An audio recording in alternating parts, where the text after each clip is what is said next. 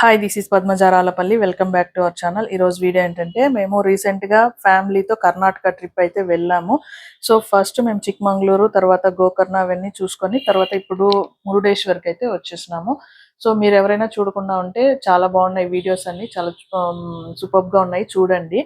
అక్కడ మేము గోకర్ణలో మోక్ష నారాయణ బలి పూజ కూడా చేయించినాము. ఎవరికైనా ఇన్ఫర్మేషన్ కావాలంటే ఆ ఫుల్ వీడియో చూసినారంటే మీకు ఫుల్ డీటెయిల్స్ అన్ని దాంట్లో ఉంటాయన్నమాట, చూడండి. సో ఇప్పుడైతే మురుడేశ్వర్ టెంపుల్ అయితే వచ్చేసినాము. ఇది గోకర్ణ నుంచి మురుడేశ్వర్ కి 70 కిలోమీటర్స్ దూరంలో ఉంటుందన్నమాట. చాలా నియర్ బై అనేసి అనుకోవచ్చు. మనం ఎవరైనా గోకర్ణ వచ్చినా కానీ మురుడేశ్వర్ వచ్చినా కానీ రెండు టెంపుల్స్ పక్కా కంపల్సరీ చూడండి, చాలా బాగుంటాయి. సో ఈ రెండు టెంపుల్స్ చాలా పవర్ఫుల్ టెంపుల్స్ అనమాట. ఎవరైనా మోక్ష నారాయణ బలి పూజ కానీ లేదా పితృదోష నివారణ పూజ చేయించుకుంటే గోకర్ణలో చేసుకుంటే చాలా బాగా మంచి జరుగుతుంది అనేసి నమ్ముతారనమాట. ఇంకా మన కోరికలు నెరవేరాలన్నా, సంతాన ప్రాప్తి కలగాలన్నా, పిల్లలకి పెళ్ళిళ్ళు కావాలన్నా, అట్లాంటి ఏవైనా కోరికలు ఉంటే కూడా అక్కడ ఆ పూజ చేయించుకుంటే వెంటనే ఆ కోరిక నెరవేరుతుందని నమ్ముతాము. సో మేము కూడా గోకర్ణలో పూజ అయితే చేసుకొని వచ్చినాము. సో ఎవరైనా చూడకుండా ఉంటే మోక్షనారాయణ బలి పూజ ఫుల్ డీటెయిల్డ్ వీడియో చేసి పెట్టున్నాము, చూడండి. సో ఇప్పుడైతే మురుడేశ్వర్ టెంపుల్కి వచ్చేసినాము. ఈ మురుడేశ్వర్ టెంపుల్లో చాలా బాగుంటుంది. ముఖ్యంగా ఈ రాజగోపురమే అట్రాక్షన్ అనమాట చూడడానికి. ఈ టెంపుల్కి అట్రాక్షన్ ఆ రాజగోపురం ప్లస్ వెనక శివయ్య స్టాచ్యూ ఉంటుంది, చాలా అద్భుతంగా ఉంటుందన్నమాట. సో ఇది ఈ రాజగోపురం వచ్చేసి 249 అడుగుల ఎత్తులో ఉంటుంది. మన ఇండియాలోనే ఈ ఈ రాజగోపురం ఫస్ట్ ప్లేస్ లో ఉందన్నమాట. అంత పొడవైన అంత ఎత్తైన రాజగోపురం మన ఈ మురుడేశ్వర్ టెంపుల్ రాజగోపురమే అనమాట, మన ఇండియాలోనే ఫస్ట్. సో నెక్స్ట్ ఇంకా ఈ లోపల వచ్చేసి పార్వతీ పరమేశ్వరులు ఇద్దరు ఉంటారు.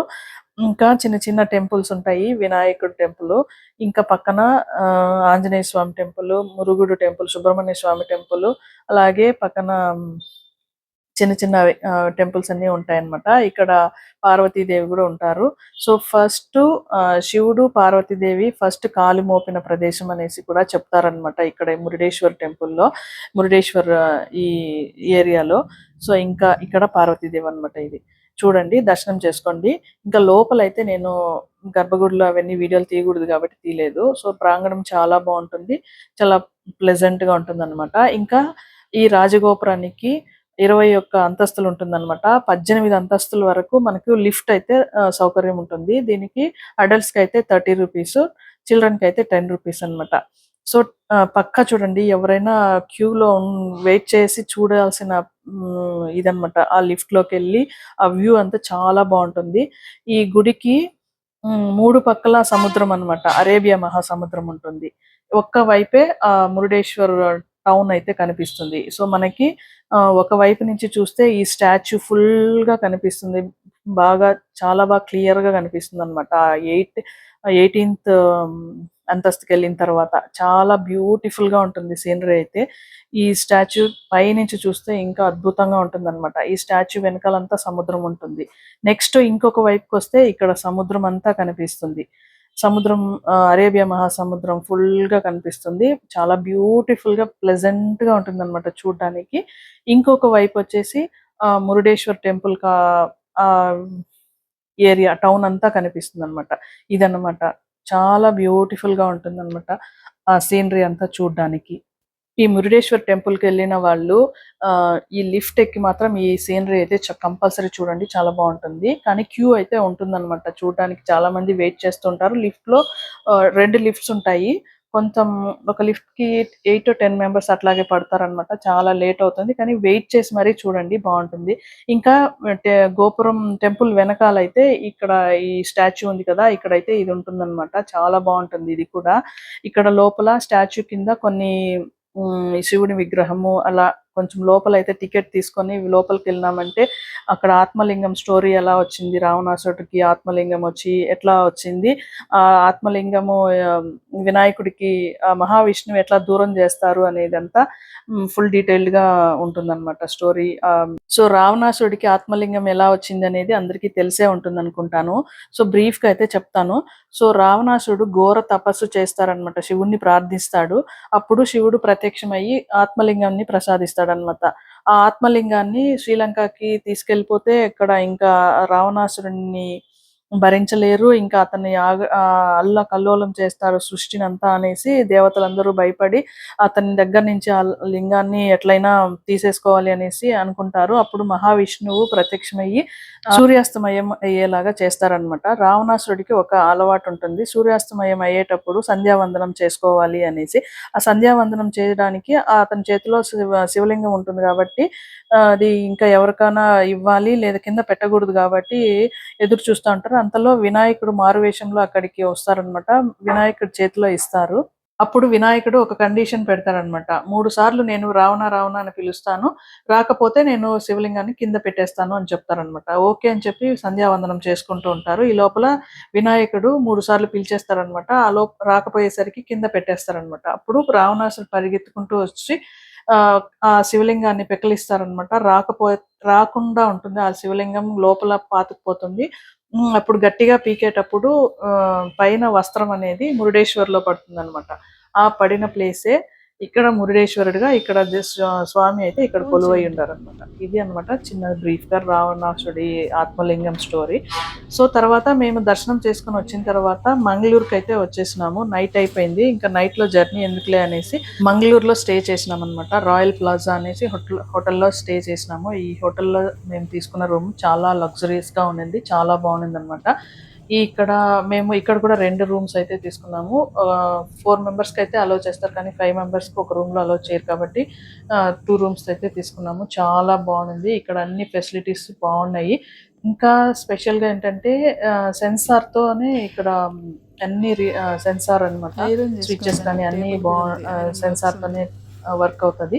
ఇంకా ఇంకొక విషయం అంటే ఐరన్ బాక్స్ కూడా ఉన్నింది. ఐరన్ టేబుల్ ఉన్నింది అరేంజ్ చేసుకోవడానికి. ఇంకా మిర్రరు, లాక్ అన్నీ ఉన్నాయి. లాకర్ కూడా ఉన్నిందనమాట. సో ఇక్కడ స్నాక్స్ కానీ ఫ్రిడ్జ్ ఉన్నింది. అన్నీ ఉన్నాయన్నమాట. చాలా బాగుండింది. మాకైతే ఈ హోటల్ చాలా బాగా నచ్చింది లగ్జూరియస్‌గా. ఇంకా వెయింగ్ మిషన్ కూడా ఉన్నింది. ఇంకొక థింగ్ ఏమంటే అన్నీ చెప్పుకునేదానికి. అంత బాగుండింది ఈ హోటల్‌లో. స్నాక్స్, బిస్కెట్స్ అన్నీ ఉన్నాయన్నమాట ఇక్కడ. చాలా బాగుంది. ఇంకా బాత్రూమ్ కూడా అంత నీట్‌గా చాలా లావిష్‌గా ఉండిందనమాట. చాలా బాగుంది. ఇంకా ఒక చిన్న ఫ్రిడ్జ్ కూడా ఉన్నిందనమాట. ఫ్రిడ్జ్‌లో కూల్ డ్రింక్స్, వాటర్ బాటిల్స్, ఇంకా చాక్లెట్స్ అట్లాంటివన్నీ ఉన్నాయి. మేము అన్నీ చాలా బాగా ఎక్స్పీరియన్స్ చేసినాం అనమాట. ఈసారి ట్రిప్‌లో అయితే చాలా బాగా ఎంజాయ్ చేసినాము. ఇంకా డివోషనల్‌గా ఎంజాయ్‌మెంట్ 2 బాగా ఎంజాయ్ చేసినాం అనమాట ఈ ట్రిప్‌లో అయితే. సో ఈ హోటల్ ఇలా ఉందనమాట. చాలా బాగుంది. ఇక్కడ వెయింగ్ మిషన్ ఉందని చెప్పినాను కదా, వెయింగ్ మిషన్ కూడా ఉన్నిందనమాట. చాలా బాగుంది. కబోర్డ్స్ కానీ అన్నీ చాలా నీట్‌గా చాలా బాగుంది. ఇంకా బాత్రూంలో ఇక్కడ డ్రైయర్ ఉంది. షాంపూస్, కండిషనర్ అన్నీ బాగున్నాయి. ప్రొడక్ట్స్ అన్నీ చాలా బాగున్నాయి. ఇక్కడ ఫోన్ కూడా ఉన్నింది లోపల బాత్రూంలో అయితే. సో ఇంకా మీరే చూడండి. అన్నీ చాలా బాగున్నాయి అన్నమాట. Shampoo, shower gel, shampoo, paste, toothbrush, swimming kit, shower cap, dental kit అంటే టూత్ పేస్ట్, టూత్ బ్రష్, ఒక కోంబు. ఇక్కడ బెడ్ లైట్స్ కానీ రూమ్ లైట్స్ కానీ అన్నీ వామ్‌గా చాలా బాగున్నాయి. అన్ని సెన్సార్‌తోనే వర్క్ అవుతున్నాయి. ఇంకా ఏసీ కూడా మనము ఎంత కావాలంటే అంత ఇంక్రీజ్ కానీ డిక్రీజ్ కానీ సెన్సార్‌తోనే ఆపరేట్ చేసుకోవచ్చు. సో అంత బాగుండిందనమాట. మేము ఈ హోటల్‌కి రీచ్ అయ్యేసరికి నైట్ 11:30 అయిపోయిందనమాట. అందుకని ఇంకా హోటల్‌లో ఫుడ్ కూడా క్లోజ్ అయిపోయింది. సో మేము ఇంకా స్విగ్గీలో ఆర్డర్ పెట్టేసుకున్నాము టిఫిన్ అయితే. సో మేము ఇంకా అందరం ఒకే రూమ్‌కెళ్ళి ఇంకొక సెకండ్ రూమ్‌కెళ్ళేసి అందరం అక్కడే టిఫిన్ అయితే చేసుకున్నాము. ఇడ్లీ, దోస అలాంటివి తెప్పించుకున్నాం అనమాట. ఇంకా అక్కడే భోంచేసుకొని ఇంకా అక్కడే నైట్ అక్కడే పడుకున్నాం.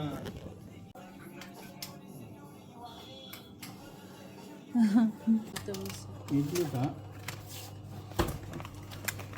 సాంబార్తో తింటా. ఇడ్లీ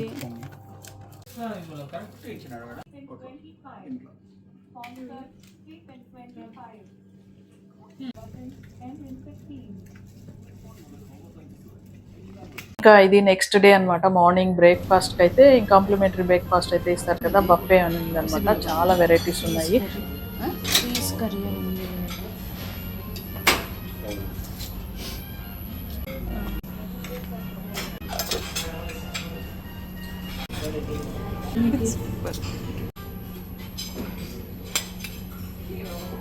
చికెన్ సాసేజ్ వద్దులే.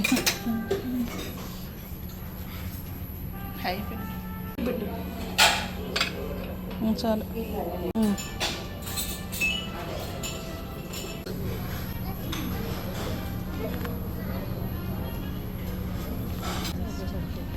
కేరళది ఇది. పుట్టు మనం పిట్టు అంటాం.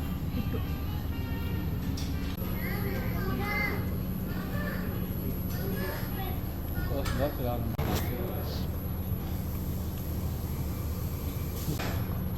పన్నీర్ దోశ బాగుంది.